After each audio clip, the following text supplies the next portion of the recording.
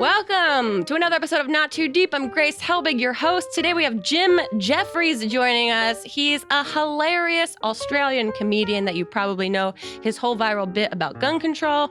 But he's much more than that. He's got bits about porn in Schindler's List now. There's lots of things going on in this episode, and he is just a goddamn treat. I think I asked maybe 2 questions this entire episode, and you're going to hear a lot more than you probably thought you'd hear about Jim Jefferies on this episode of Not Too Deep. Enjoy!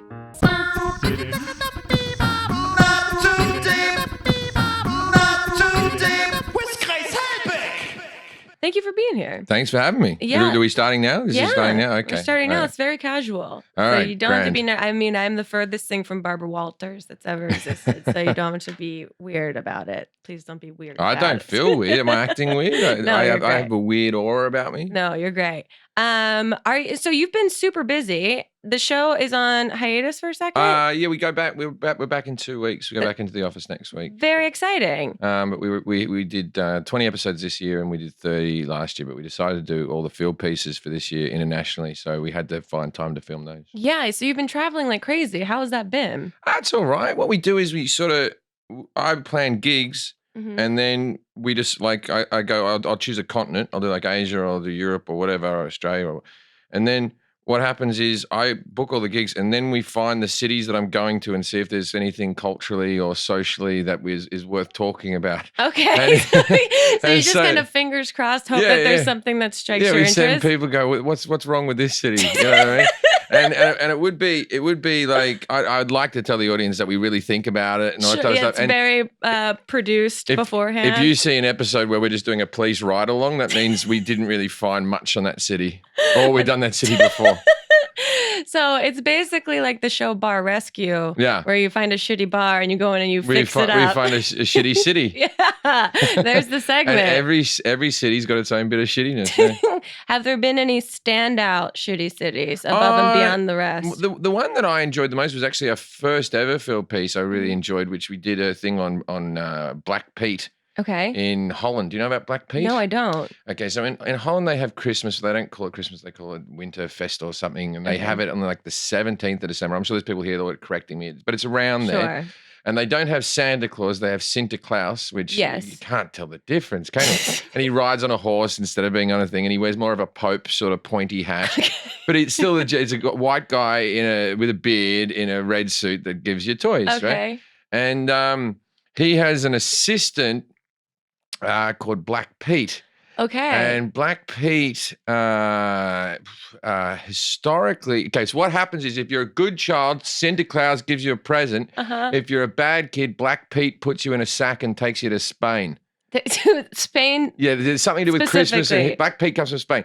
Now, Black Pete's just a bit meant to be like Santa Claus's best friend, but if you Uh-huh. look a little deeper, back in the history books, he was a slave, Oh. right? And Yeah. then he sort of became his mate. Okay. And now they're not even acknowledging that. They call him Chimney Pete. And the reason that he's all black is that he went through the chimney before Santa Claus, Sinterklaas. This is how they've evolved this story. Yeah, in Holland. So it was a very weird story for us because in what's arguably the most progressive society in the world when it comes to drugs and prostitution and human rights and all that type of stuff and freedoms, Yeah. they do blackface at Christmas. Yeah, that's one that slipped past a lot of people. Not just a couple of them. Ooh. Thousands of them do it down the street. With if you Google Black Pete, this isn't something I'm making up. And so that was like they said. You were there for when this I was was happening? I was just doing a gig in Amsterdam, and then we have to do a field piece for the pilot, and that was the first thing. Well, what's weird about this country? We did. And they were like, "Hold our beers." We Googled for maybe 40 seconds before we found out that the Dutch are obsessed with blackface. It was really weird. Wow. And it's like, so we know that it's wrong to do it. Yeah. We as a society now, we've evolved to like, okay, we've all got it now, Yeah. right? Well, not everyone's got it, but we all know that there's something that, they don't understand. They don't. So I interviewed people in blackface where they were just like, it's a Christmas tradition. It's fun. It's for the children. And So they Gee. didn't understand where you were coming from at all. No, they didn't get it at all. No. So you guys had no positive impact on this community. I don't think the show does very well in Holland because of it. I think the people of Holland don't really like us very much. And other than that, we've done some cool field pieces. We did in Asia, and we did.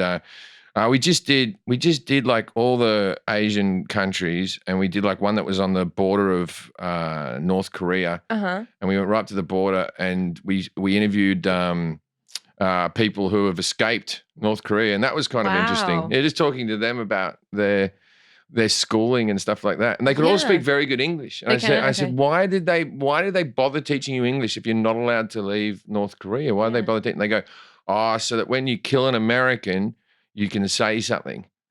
Like so you can say like Happy 4th of July, motherfucker, or whatever you want to say. Your blank motherfucker moment before that. Yeah. Wow. And they said that earnestly? Yeah, they said, and they also believed that you all had horns and tails and shit like that. They also believed that Kim Jong-il did a round of golf in 19 hits or something. Yeah, I know. All that rubbish. A lot of folklore that goes on. Yeah, I always thought that was a little bit spun. It was a bit of an urban myth that they believe these urban myths, and it's not. No, they believe them. Firsthand, you found out. Yeah. They believe them. Wow. So how do you balance? Doing stand up, and then you're doing these pieces that are really impactful and are far more serious and unexpected in a way. They're not all serious. Sure. You come from a different, like a good perspective on it, or like a lighthearted-ish kind of point of view. Yeah, some of them are a bit, like as I said, we do a lot of police ride-alongs.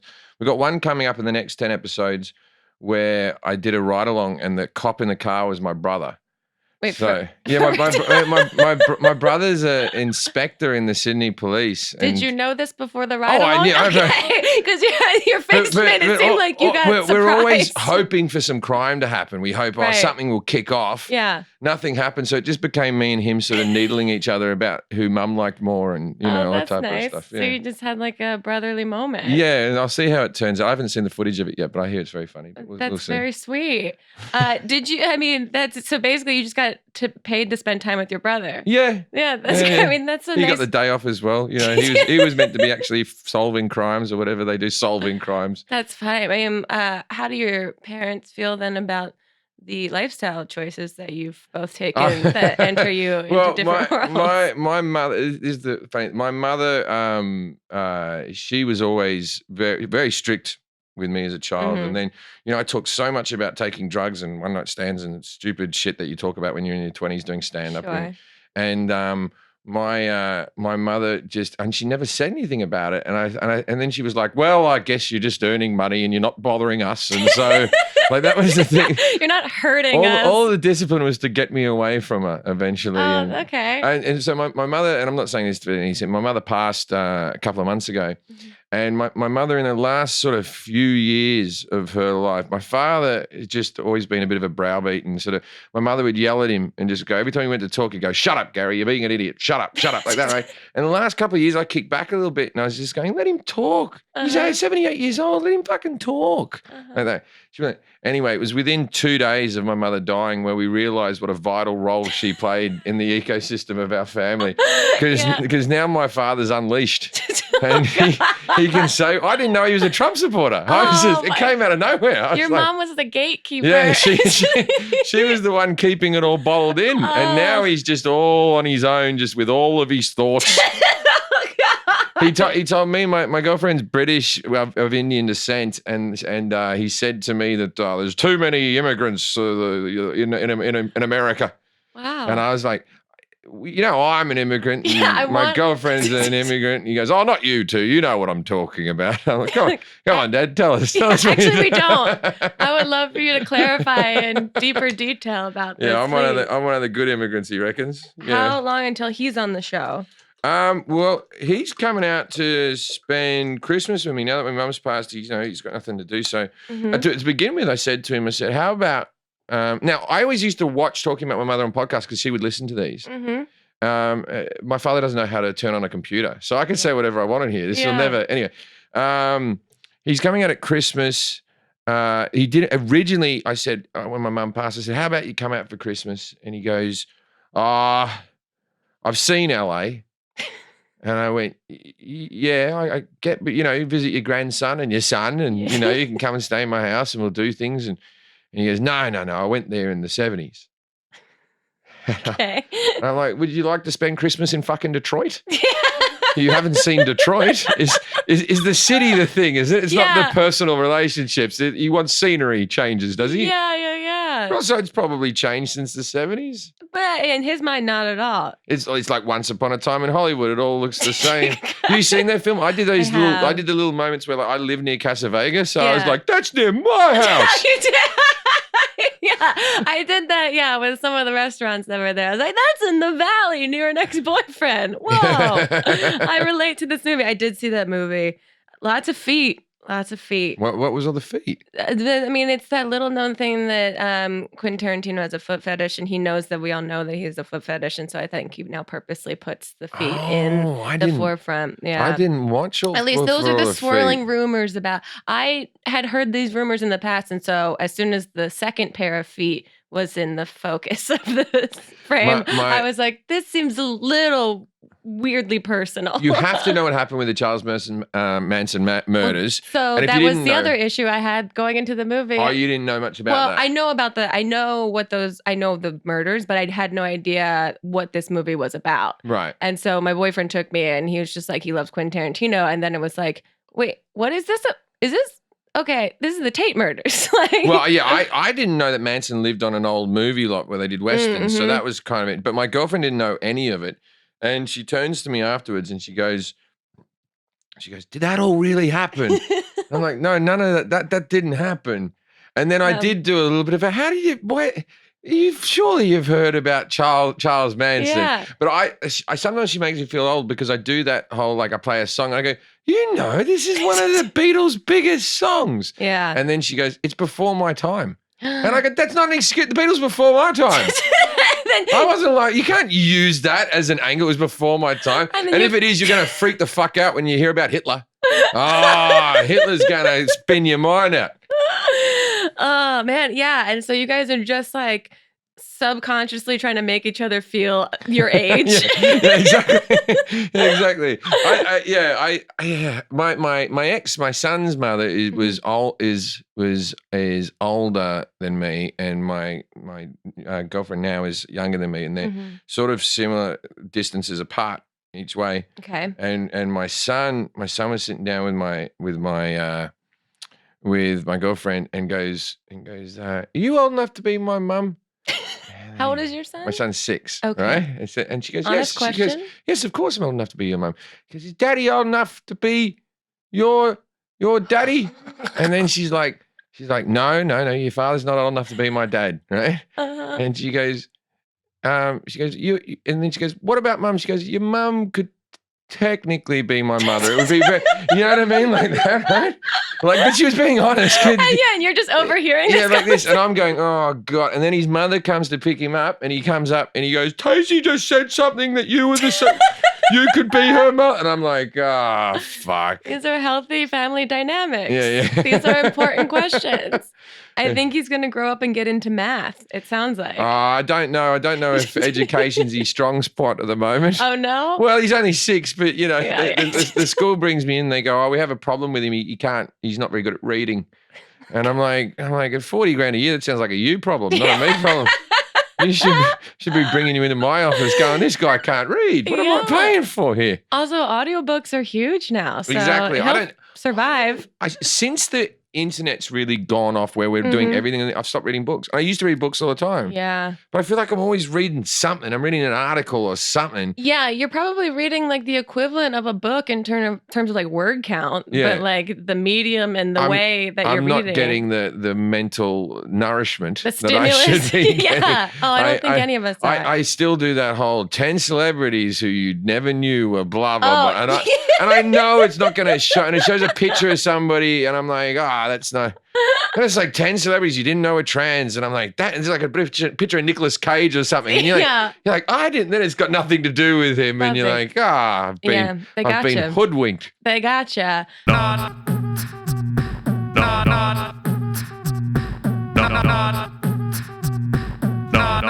too deep. Are you tired of unpredictable hair color results? Discover Color & Co., the home hair color personalized just for you by L'Oreal. You'll get a free consultation with an expert hairstylist who will custom blend a salon quality shade for your hair needs. In your color box, you'll receive personalized instructions and all the tools you need for guaranteed results, no matter your hair color goal. If it's blonde, if it's red, if it's brown, if it's vivid, if it's pastel, you can do it. With endless color possibilities, we'll create the one just right for you at colorandco.com. I am an absolute fan of insane hair colors, and this is the most secure way to do it. Take the guesswork out of at-home hair color with Color & Co. personalized hair color by L'Oreal, and use the promo code GRACE at colorandco.com for $10 off your first order. That's the code GRACE at colorandco.com for $10 off your first order. What's your go-to social media if you... I don't go on social media anymore. I have people running my social media. Right. I didn't mind Instagram. Instagram, I okay. thought Twitter was full of horribleness and yeah, it's tough. It always gave me anxiety. And especially having a show where you talk about politics and being the anti-gun guy and then all this other stuff. I was like, it was like after the gun thing, and I got so many death threats, and I was just like, Scary. You know what, fuck this. I can't. And if you have the choice to not put yourself in that place. But then when you stop looking at social media, I've really stopped looking at the internet at all. Really? Yeah, I just buy things on it now. Yeah. I buy it or I ask it questions when something is weird on my body. Yes, yeah. I ask it questions when I don't know something. Yeah. I do WebMD. I panic about things. I got a sore shoulder at the moment. I think it's probably just a pinched nerve, but it could be a blood clot that's about to kill me. It could be cancer. And also it's a left arm. That's where you always get the stroke first. But I've had it for about a month. This is a very slow moving stroke. This stroke, it's like an 18-part miniseries. It's crazy. And so I stopped. So when I'm doing the TV show, we're constantly watching the news. Yeah. And then when I haven't been doing the news, I'm a couple of school shootings behind. It's like, or just shootings. Well, that's it's like I was like, what happened in Walmart? Where? And then people, and then there's once.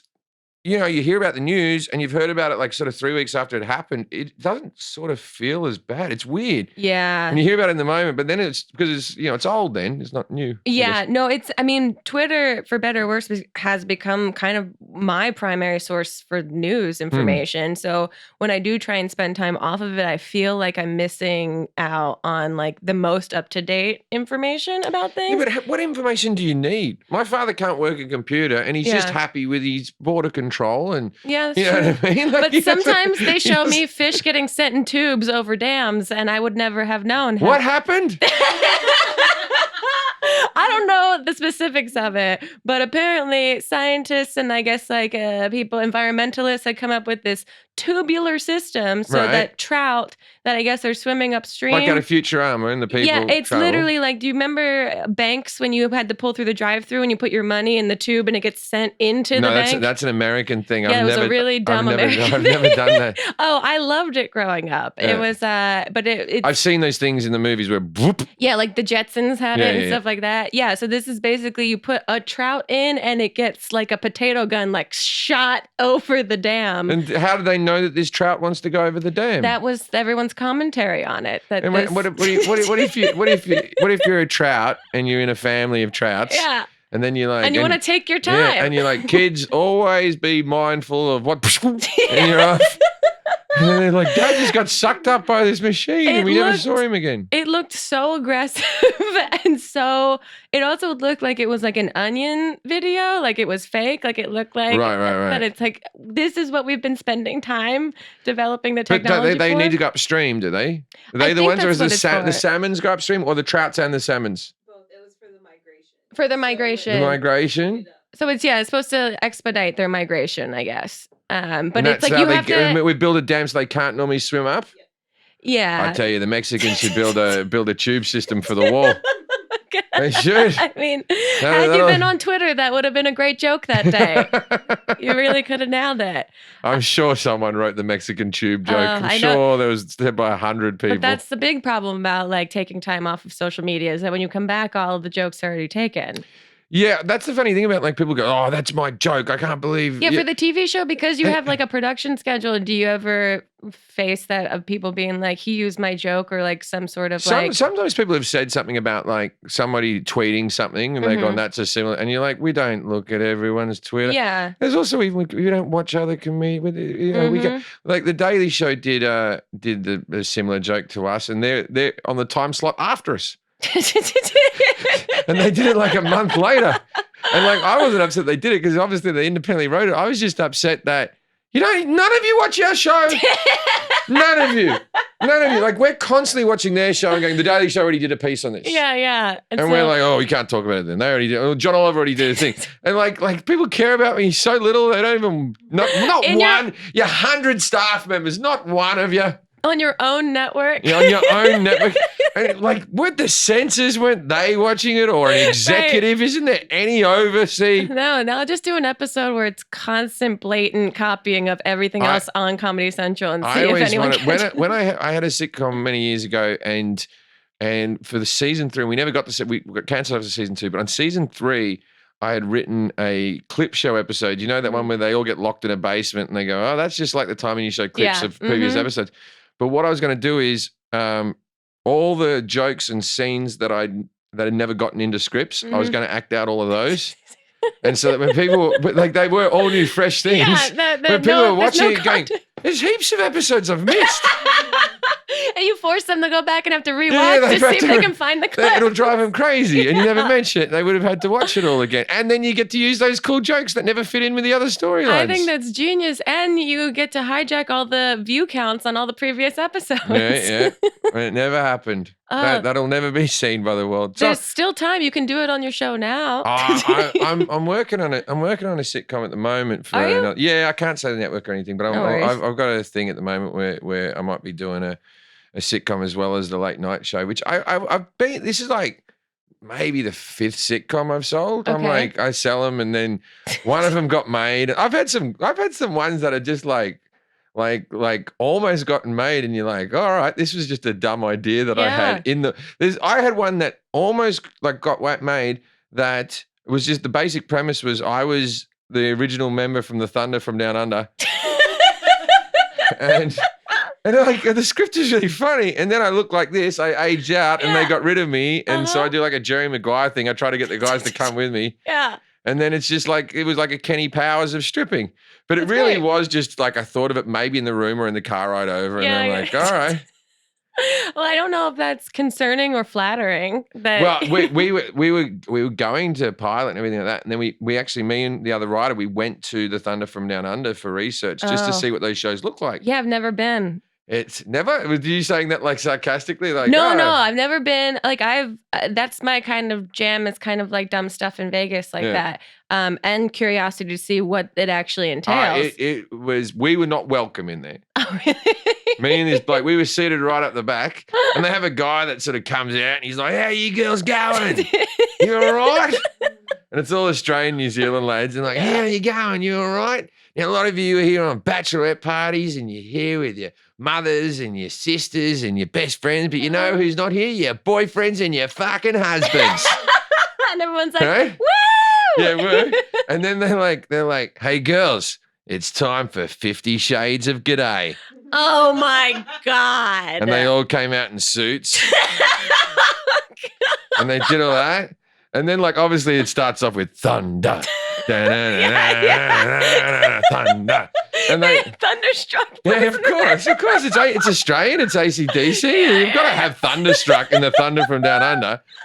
And so they all dance around, and then it's like, no grabbing girls. It's just like a Magic Mike. Yeah, it's against a lot of grabs, but we won't tell. Oh, God. Right?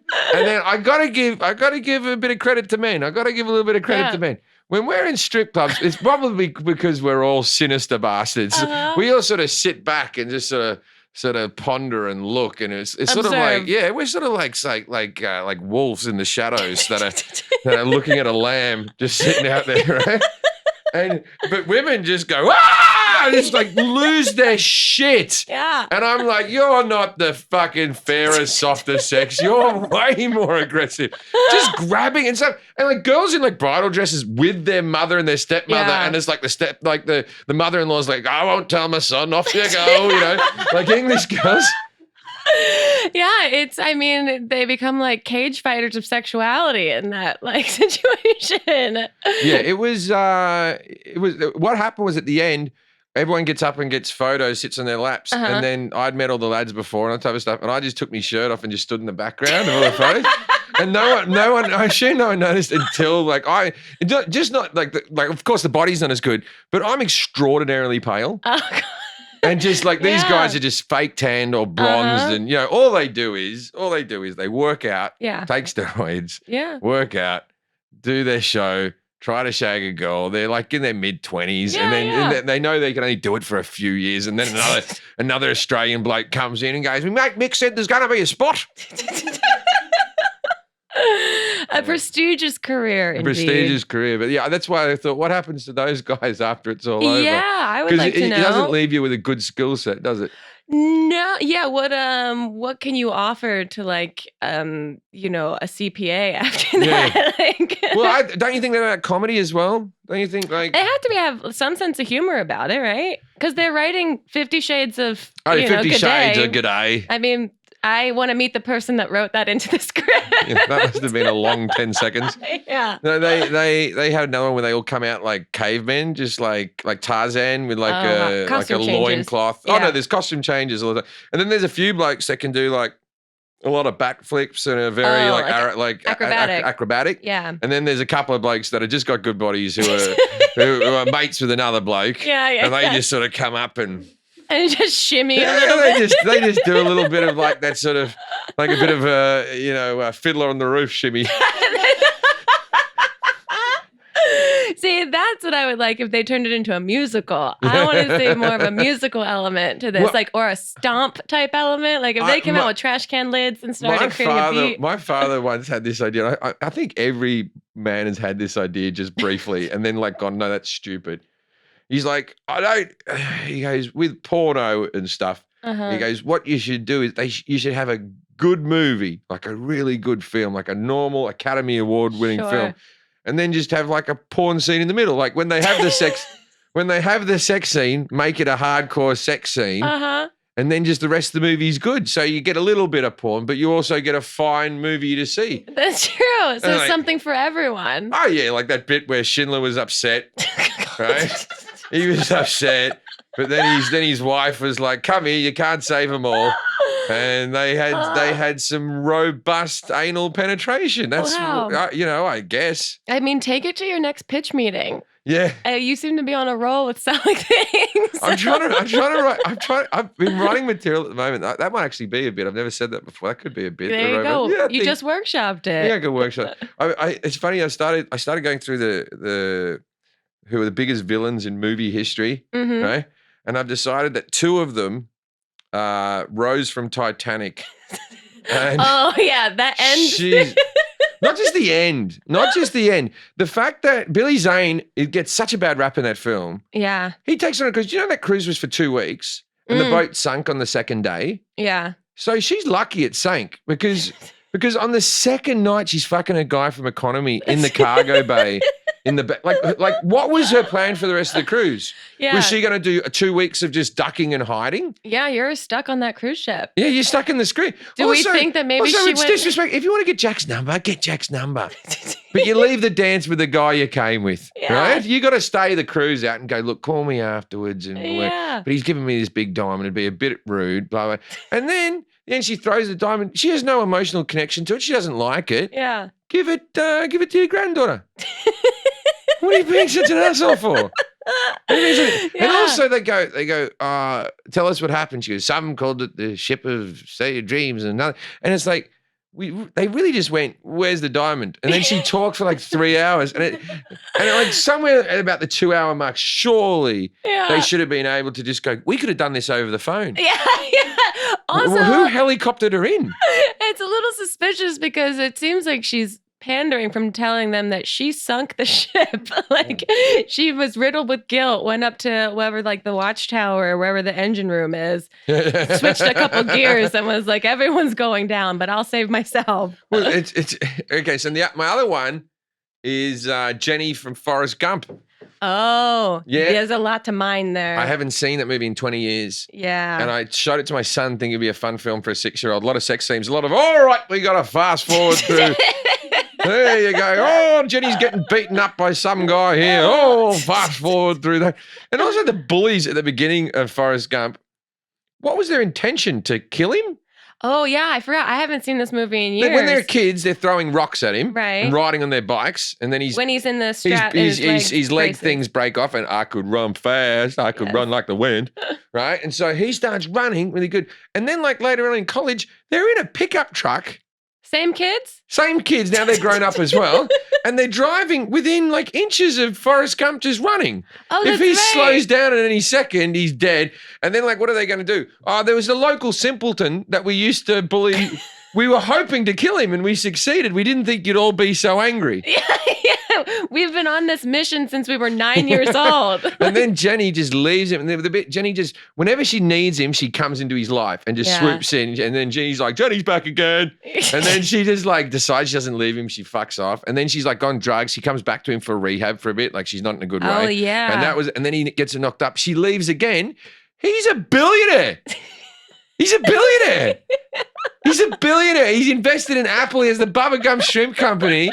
And then she goes and raises the child for 5 years and doesn't let him know he has a kid. She refuses his right to fatherhood. Yeah. For 5 years. And then when she gets the AIDS, she goes, oh, fuck it, I'll go see me simpleton again. I forgot so much about this movie. Like, how dare she? How dare she take the child away? And then when she needs the money when she's dying, bring him back again then. Wow. Yeah. Jenny gets, right. I know she was molested and she had a tough childhood. I'm taking that all into account. Okay. Too much, Jenny.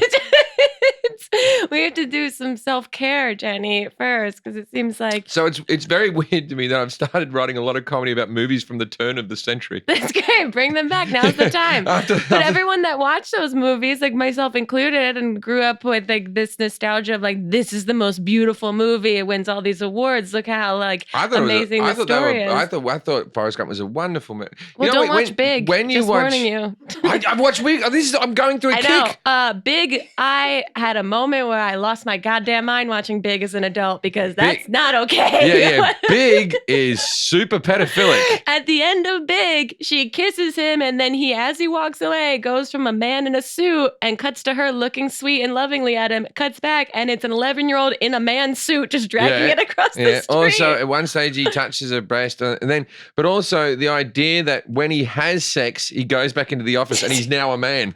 Yeah, and he just whistles. It's like sex gives you confidence. And he's there giving everyone a high five and he goes, I'll have a coffee and take that sign off my door. Yeah, it turned him into a businessman. His assistant was the mother from that 70s show. That's right. And then he's like, his best friend comes to meet him for a birthday party. He's like, I can't hang out with you. I got to go fuck me girlfriend. It's so much. Okay, we're going to take a quick break. Because now I'm like, what other movies are terrible to watch? Did we get to any questions? I feel like I just came in here. No, we got to some. We're going to get to some Twitter questions after this. No, these are you're educating me and bringing up a lot of very important cultural points that I think have gone overlooked. So. Your water's very good here, by the way. Oh, thank you. Freezing. And we'll be right back with more Not Too Deep. Not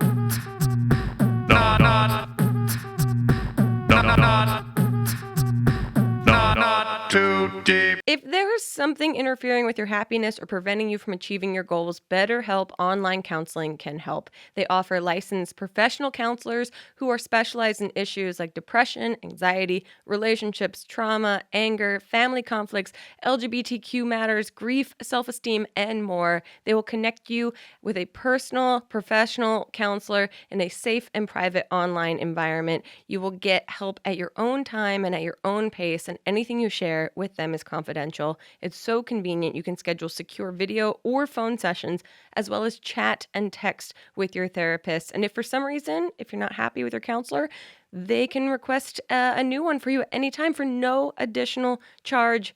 Best of all, it is affordable. And you guys get 10% off your first month with the discount code GRACE. So why not get started today? Go to betterhelp.com/grace. Fill out a questionnaire so they can help assess your needs and match you with a counselor that you will love. That's betterhelp.com/grace. Not too deep. Today Tix isn't just for last minute tickets. You can also buy tickets months in advance, whether you're feeling spontaneous or just want to browse. You know you're getting the best prices when you scoop up tickets on the Today Tix app. Today Tix is the easiest way to get theater tickets at the best prices, all from your phone. It's so convenient and revolutionary that Forbes magazine calls it the Uber of Broadway tickets. Get to know your own city in a different way or find something to see while you're traveling. Whether you want to see a show that everyone's been talking about or discover something completely new, Today Tickets offers tickets for theater, live comedy, dance, opera, immersive theatrical experiences, and more. You never know what you'll find. I literally took 3 seconds and I looked up. They have tickets to Mean Girls on Broadway for $59. I don't want to get you revved up, but that's a pretty great deal.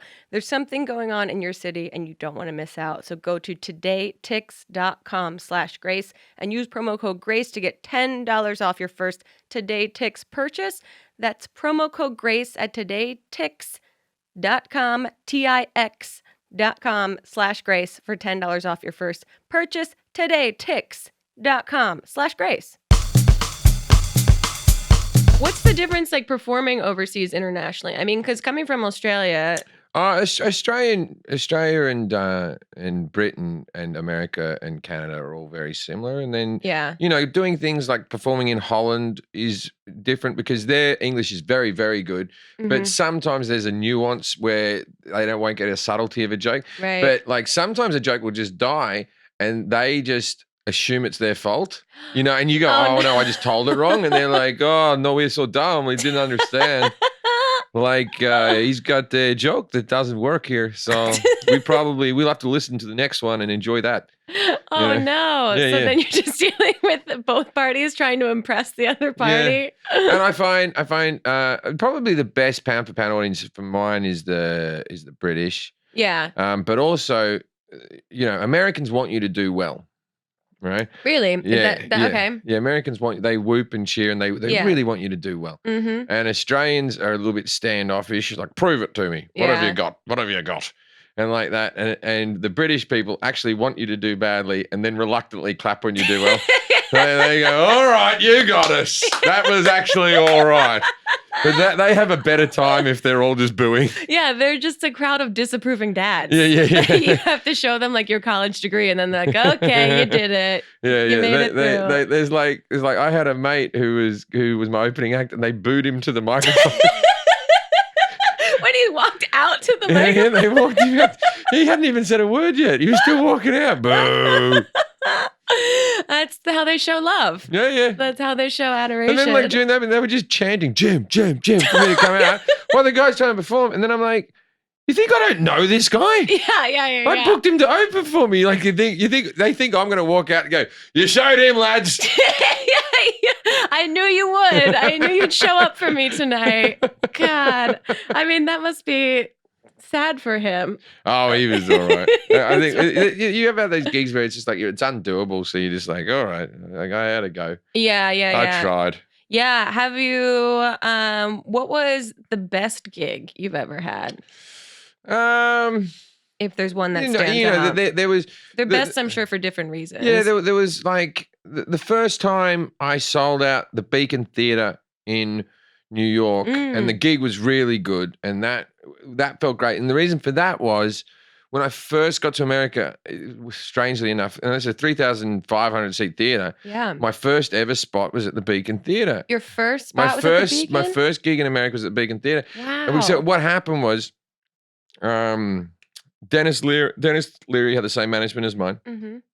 And they had to get me work permits to come into the country. Okay. And so they had to have me on a gig. And so Dennis Leary was having a Dennis Leary and Friends thing. And all I was doing was 10 minutes, but they got me on this spot because I was booked to this gig. I got the permits to come to America. Okay. So it was a bit of paperwork fudging by my management and agents, you know? Yeah. And so I remember thinking like, that's a pretty amazing first gig to have. But I remember thinking, wow, fucking hell.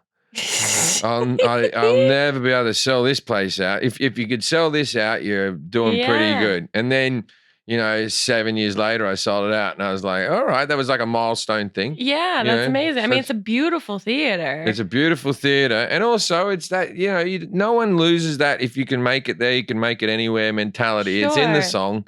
You know what I mean?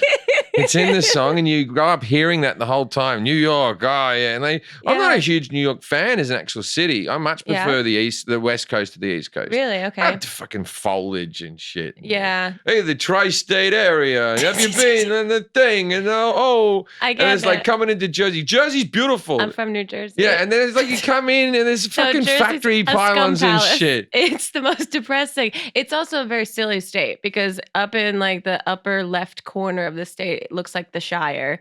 And then everything else looks bleak and depressing. And it's just. I have one of the guys who works on my shows from Jersey. And whenever the show's over, he goes, I'm going back to Jersey for a couple of weeks. And I'm like, all right, whatever floats your boat. You'd have to pay me to be back there for a couple of weeks. It's very fun and sweet, but 24 hours is my max. Yeah, I'm sure all your family is sitting there going, what? What's happened to her? No, I've introduced them to West Coast. I'm like, wouldn't it be cooler if you guys came out here? This would be fun. I find that very odd about America because there's things like you're always going on how it's the land of the free and all that type of stuff. And it's like, then why live in fucking Michigan? Yeah. You have Hawaii as an option. Yeah. Like but then they'd have to get on a plane. Why live anywhere that it snows? Why would you live anywhere where there's snow? Like maybe that's just the Australian in me, but yeah. Why on earth would you live where there's snow? It's familiar. Oh, it's horrible. Your car looks like shit. Oh, I know. Yeah, trust me, not my choice. And then you're shoveling. Yeah. And then you're fucking cold. Yeah. And it's like I was in Montreal for the festival, so just a couple of months ago, and they had a heat wave where it was hitting about 94 or something like that. And because they're Canadians, they were just stay indoors. Panic. If you go out, wear a hat. Like it's like, all right, everyone, calm down. Yeah, they just learned about sunscreen for the first time. Oh, in Britain, when it hits like I still work in Celsius, when it hits like 25, so like 80 odd or something like that. Yeah. When it hits like 80 odd, they have these heat warnings. Okay. And the Brits are all just on their lunch break. They're all sitting out in the park. Uh-huh. Like they're in suits, like they have lunch, and they just sit out in the park and just stare and. And they think, this is all right. This is living. Yeah, it's so foreign. They enjoy their 2 weeks. They appreciate it. Right, questions. Okay, we're going to get into Twitter questions in a second, but I'm going to ask you the two questions I ask every single guest that's on the podcast before we get into those. And the first is, who, alive or dead, would you most want to throw cold spaghetti at? Oh, cold spaghetti at? Cold spaghetti, yeah. Wow, I don't know. Cold spaghetti, is that a gesture of friendship or kindness, or is there something about cold spaghetti? Does it sting when it hits you? It's your own intention. It can be demeaning. It can be celebratory. It can be hateful. It can be joyful. I think John Lennon. Okay. I think I'd like to throw, because, it would be less shocking than the bullets that killed him. Fair assessment. And also he's going out with Yoko. He was into like modern contemporary art. He probably think it was some type of installation. Performance piece that I was doing. And he, I think John Lennon would just be like, yeah, spaghetti. I see where you're coming from. He would get it. You would have that would have been like the clearest form of communication that you could ever have. I'd just throw it. I wouldn't say anything other than just bow gently, and he would go, all right. And then I get to live with him. Yeah, then you're in the bed with them all of a sudden. I guess, yeah. Okay, the other question is to tell us your worst pants shitting story or close call, but you can only use 3 words or small phrases. So mine, for example, is college, jogging, front lawn. Oh, okay. Can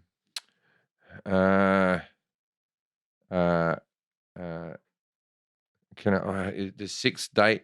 Oh, okay, I'll go. You can do little chunks of 6th date. Okay. Lactose. Her house. I did too many words. Yeah, and somehow that paints a very specific picture that we don't need to ask any Yeah. follow-up questions about. Yeah. But I hope she got a rug cleaner or Well, something. I recently just had one. I haven't had one in a while. Okay. I normally go 1 to 2 years between drinks. Yeah. I've had a few, but that was the worst one because it was in front of a person. I had another one where I worked at a restaurant where everyone in the restaurant, all the staff, got gastroenteritis. We all got it. At the same time? Yeah, because gastroenteritis is like food poisoning that's contagious. You know, it's got like if someone so you don't touches have to eat the same it's not thing. the food, it's a bug off if people not washing their hands or whatever, and the I didn't know that this existed. and the chef had it, and then the boss made him come into work, and then Oh. everyone who touched the food, everyone got it. And so me and this other waiter, I was giving him a lift, and we were driving back, and he started to sweat. And I was like along the freeway, and he's like, oh, like this, right? And he started like he was looking green, and then he just shut himself, and he propped himself up like, oh no, he was like 18, 19, and I was like, get out of my fucking car, you shit my car, why you shit my car, like that, right? So he got out, and he was sitting, you know, like those metal railings, those concave guardrails. Yeah. And it was a drop off into like a valley. He was sitting on the side of this with his ass hanging off the edge on the rail. Like he was shitting off of a boat. He was shitting off the edge of the freeway, and just like the Pacific Highway, the main freeway in Australia. Oh, Right? And so all these cars are going by, and I'm like, the people are staring at it, everyone's honking and all that type of stuff. And that, right? And I yelled at him for about a minute before I just shut myself. Like, oh God! Oh no!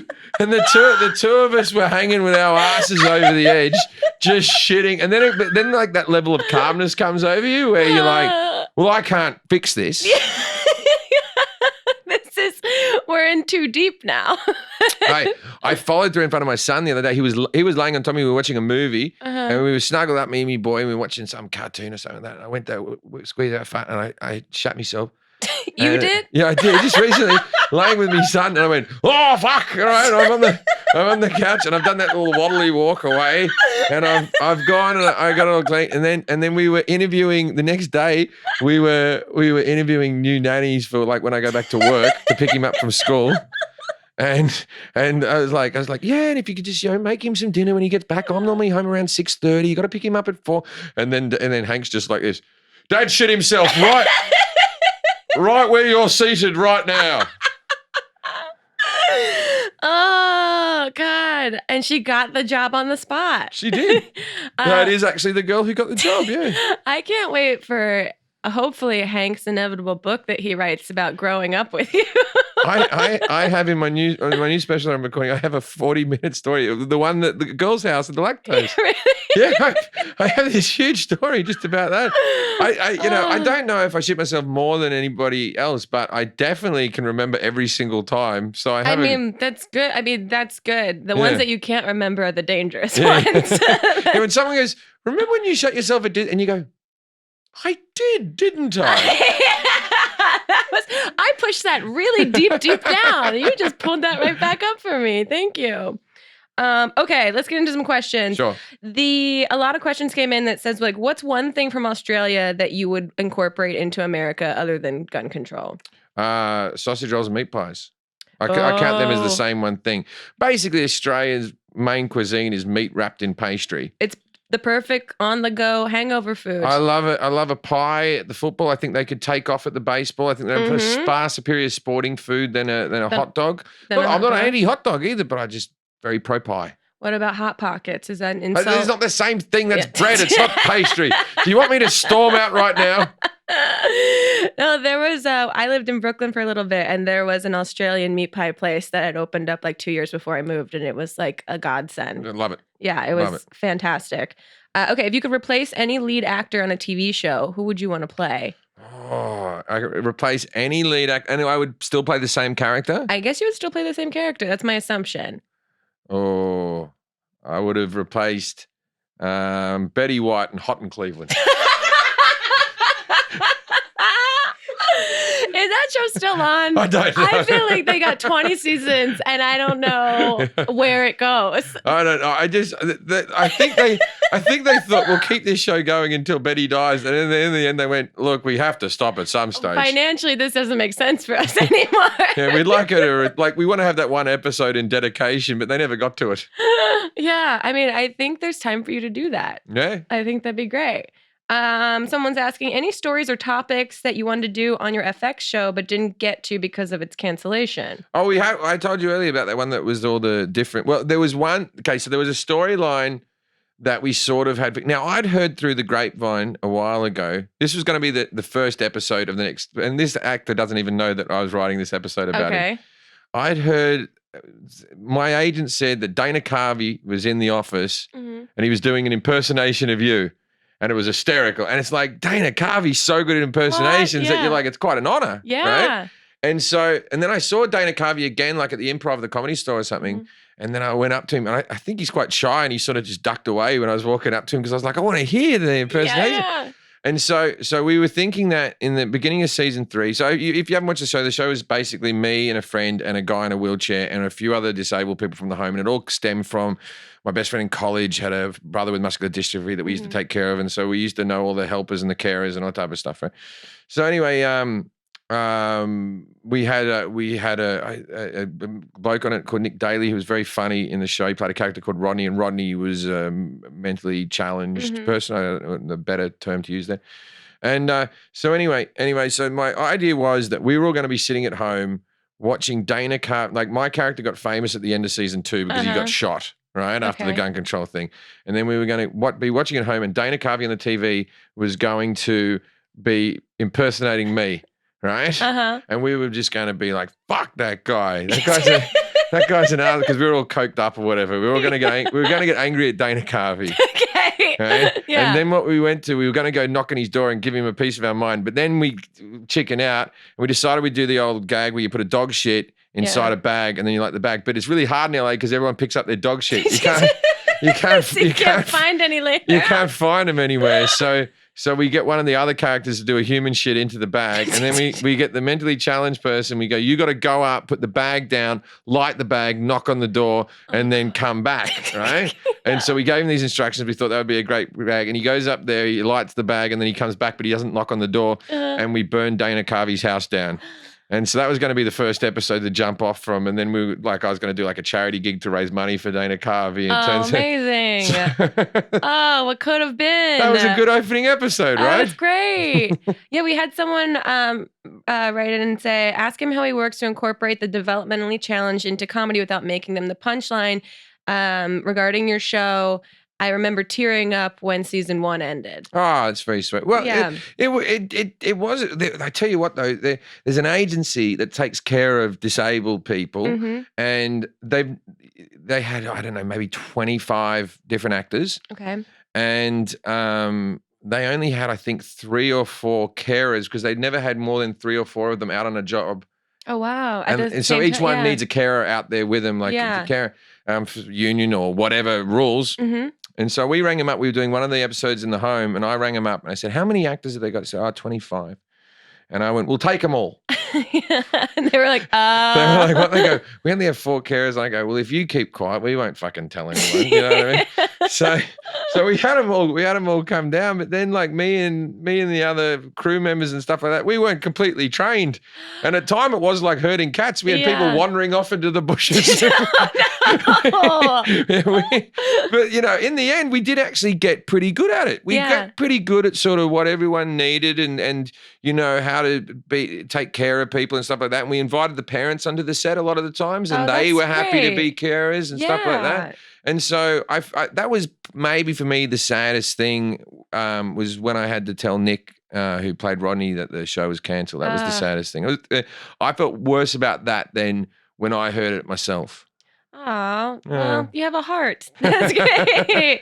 But that is, I mean, amazing that it had as long of a run as it did and that you got the green light to make it. But I can understand that's got to be really tough. Yeah. And it's like such a fun momentum going. Someone wants to know, who's your biggest influence in comedy and how did you get your start? Probably. See, there's a guy called Anthony Morgan in Australia that was probably a biggest influence on me in the sense that he was the comic when I was growing up that I was like, wow, that guy's really good. And none of you would have heard of him. He hardly does comedy anymore. And he sort of lives in a beach town in Australia.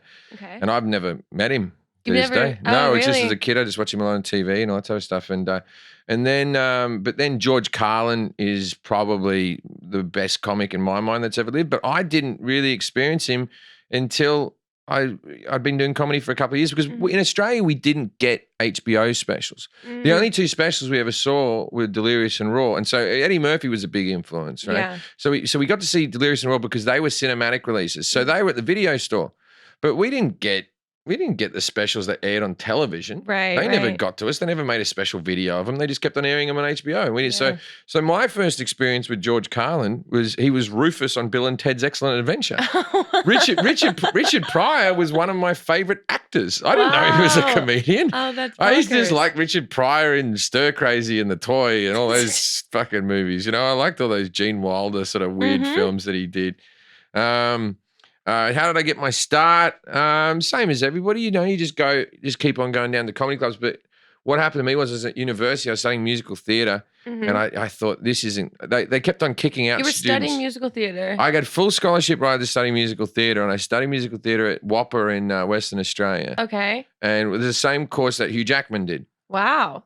Prestigious. And they auditioned like 2,000-3,000 people and they let in 20 people each year. Wow. And it was a cool deal because it was 10 girls and 10 boys. Okay. And 8 of those boys were gay. Okay. And there was me and another heterosexual bloke and then 10 girls who had been dancing since they were 5. And you know what I mean? It was a fantastic The place to odds be. are ever in your favor. And all of a sudden, like, because when I was in high school, girls weren't attracted to boys that were into singing and dancing. And now all of a sudden, I know. I've seen Billy Elliot. yeah, now all of a sudden these guys are being revered, and I'm like, oh, this is great. You know, it's fantastic. And You're a god now. yeah. I'm a sensible bloke. You know? And so I did that, and then at the end of the course, each year they sort of culled 2 people, and I knew I wasn't going to make the next cut. I was going into year 3, so I'd made a couple of cuts before, but I'd started doing stand-up comedy around sort of Perth Perth's the most isolated city in the world, 1 million people, Yeah. and it's an 8-hour drive to anything. Yeah. And there was a comic who was like, at that stage, I thought was a huge, famous comic called Gary Hu. And Gary Hu had been on TV and everything. And he came to our town to play. And I luckily got the opening spot in front of him, Oh, $50, cool. and I got to open for him, you know. Anyway, he took a shine to me and he said, well, I'm going to go do all these gold mining towns. I'll pay you $50 a gig. And he goes, and I'll buy you a few beers along the way, right? And I'll get on a bus. Yeah. And off we drive into right into we're talking rural, like the outback. Yeah. right? Yeah. And so I was like, fucking, this opportunity is too big to let up. Yeah. You know, I'm about to make $250. And so I just didn't show up to university anymore. I didn't tell my parents that I'd quit. And Wow. and then after that, I sort of just said to my parents, I moved back to Sydney and said, I'm going to be a comedian. And I did that for about a year, and then I moved to England. So, Oh, wow. So that was that, yeah. How did that mini tour go? It was great. Yeah. It was great. It was just getting fucked up, drunk everywhere. You know what I mean? Like I was like 20. It was like It was like a good time. It sounds like a young man's romantic, cross country adventure. Well, there wasn't many girls to meet because the towns we were going to were like gold mining towns. Yeah. And so there was 8 men to every 1 woman. And then it's like, I remember getting a one night stand in one of those cities, and then like the blokes were going, did you hear he had sex with Renee? Oh, you know what I mean? They'd all been lining up waiting. She was the only single girl in town. Chased out with pitchforks, I was. The complete polar opposite experience of your university. Amazing. Someone wants to know, what's a movie that you've already seen more than once but will gladly watch through again? You know, Star Wars, I always watch all the time, and always the Indiana Jones films. I'm pretty cliche in that aspect. Okay. But like when we think of like something that's a bit more quirky and not such an obvious answer, like a film that I watch all the time. The Making of Star Wars is another one.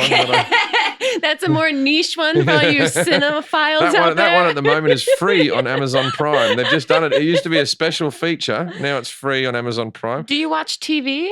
I do. I watch a lot of sitcoms. Okay. What's I- your I- go-to? I'm sort of caught in a little. I actually have a soft spot for multicam sitcoms from the 80s. Really? I like MASH and Cheers and shit. Okay. Yeah, Yeah. I watch a lot of. I watch Cheers about a couple of episodes a week, and Okay. I watch The Office quite a lot. And I just find anything that's sort of numbing that I can have a little giggle to rather than, and then I'll have like a drama that I watch with the girlfriend and we sit down Really?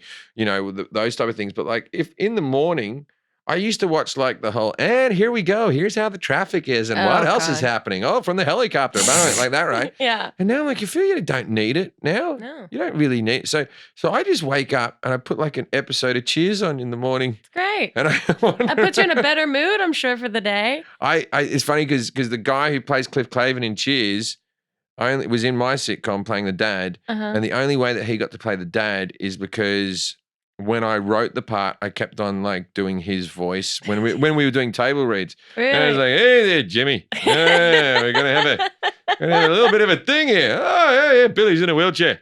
Like that, right? And so like, I don't know why, but at one stage I went, why don't we just ask him? Yeah. We What's had all he these up people to? audition. It's like, I just didn't think, why don't we just ask him? And he's like, oh, yeah, great. I love to be in a sitcom. So I great. got to hang out with John Ratzenberg all the time. And incidentally, John Ratzenberg has a lot to do with my gun control routine. Oh, yeah? Yeah, he's a pro gun guy. I've got nothing against pro gun people. It's a different mindset to what I have, and I'm an anti gun person because I grew up in a society without guns. And Right. and then I was with him when Sandy Hook happened. Oh, wow. And I was sitting next to him, and I remember him going, if the teachers had guns, these things wouldn't happen. But it's those liberals that cause things like, you know what I mean? Wow, yeah. And then you go, I don't know, I don't agree. Ooh. And I like John a lot. It's like, these things where he might be right and I might be wrong, but I don't think I am. I think I'm right. But this is the whole thing about opinions, isn't it? It's I used to date a girl who every time I got into a fight, I used to find there's such a weird argument. Every time I got into an argument with her, she would go, oh, the great Jim Jefferies. He always thinks he's right, doesn't he? Oh, God. Always. She go like this. She's like this.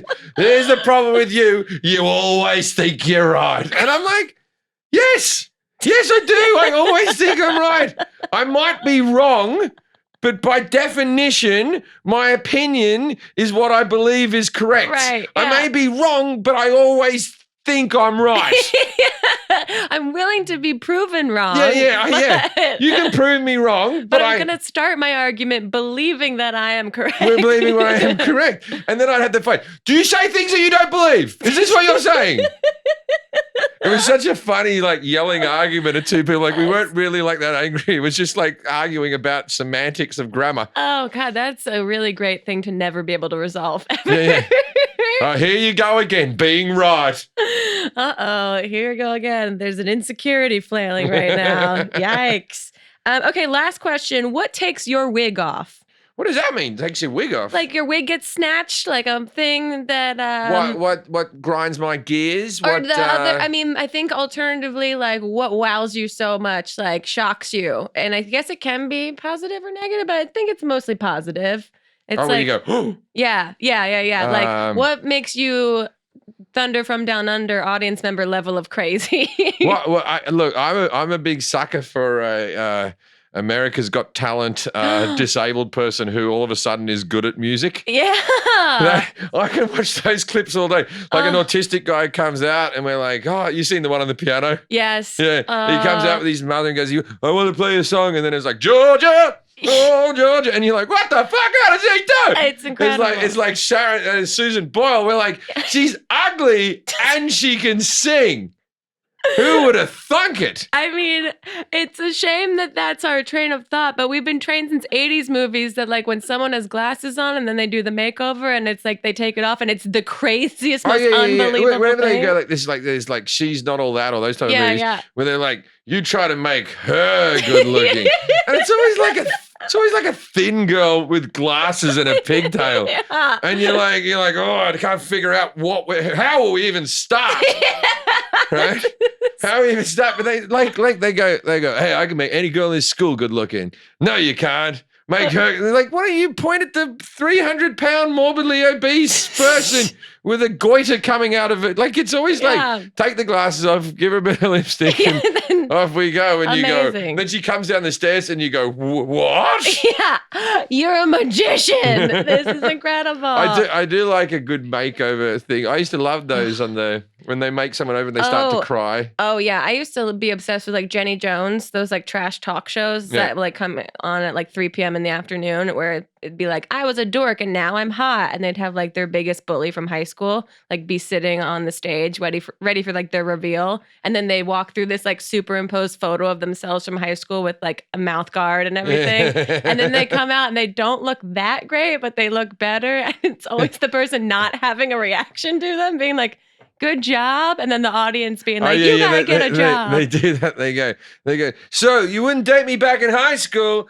but I was wondering if maybe now. And it's like, no, this is gonna be a toxic relationship. It's like, no, it was always your personality. Yeah. There's nothing I actually found you quite cute. You were just fucking annoying. Yeah.